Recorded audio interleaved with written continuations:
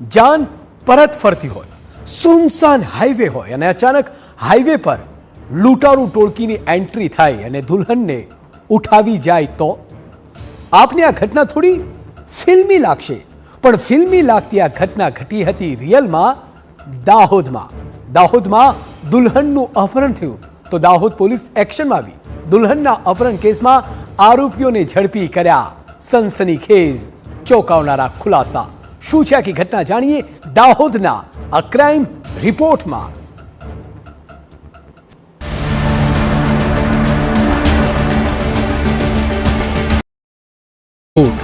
દુલ્હનના પ્રેમીએ જ મિત્રો સાથે મળી કર્યું અપહરણ। 4 આરોપીની પોલીસે કરી ધરપકડ। પ્રેમીને ભોપાલથી ઉઠાવ્યો।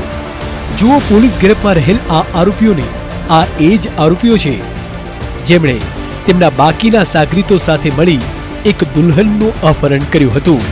આ આરોપીઓમાંથી એક આરોપી એ છે જે આ સમગ્ર કાંડનો માસ્ટરમાઇન્ડ છે અને તે છે મહેશ ભુરિયા। પોલીસે અપહરણ કેસમાં સંડવાયેલ આ 4 લોકો સાથે એક દેશી તમંચો પણ ઝડપી પાડ્યો।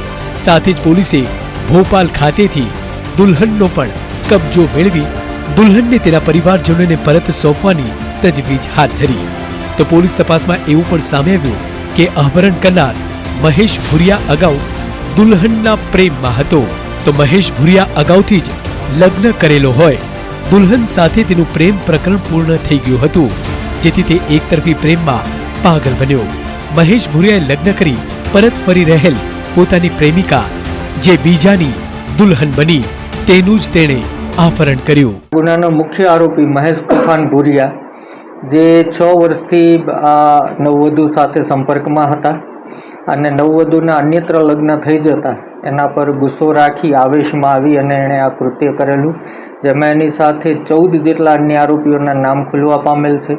તે પૈકી જીતેન્દ્ર ભાભોર, અંકિત ઉર્ફે રોહિત ઉર્ફે કોહલી જે મેઘનગર જાબવાનો વતની છે અને નવલસિંહ ભુરિયા ઉચવાણિયા દાહોદનો વતની છે। આમાં જે અંકિત ઉર્ફે રોહિત ઉર્ફે કોહલીની ધરપકડ કરવામાં આવી ત્યારે એની પાસેથી એક કટ્ટુ દેશી બનાવટની પિસ્તલ પણ બરામદ થઈ છે જે આ ગુનાના કામે વાપરવામાં આવી હતી ડરાવવા ધમકાવવા માટે।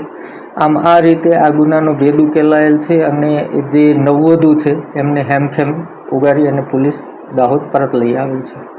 આરોપી મહેશ ભુરિયા દુલ્હનને પહેલેથી જ જાણતો હોવાનો ખુલાસો થયો। આરોપી નવવધુ સાથે 6 વર્ષથી સંપર્કમાં હતો પરંતુ યુવતીના વિવાહ અન્ય જગ્યાએ નક્કી થઈ જતા એકતરફી પ્રેમમાં તે પાગલ બન્યો અને દુલ્હનનું અપહરણ કર્યું। આરોપી પાસેથી દેશી બનાવટની પિસ્તોલ પણ કબજે કરવામાં આવી। Pritesh Panchal, crime watch, Dahod.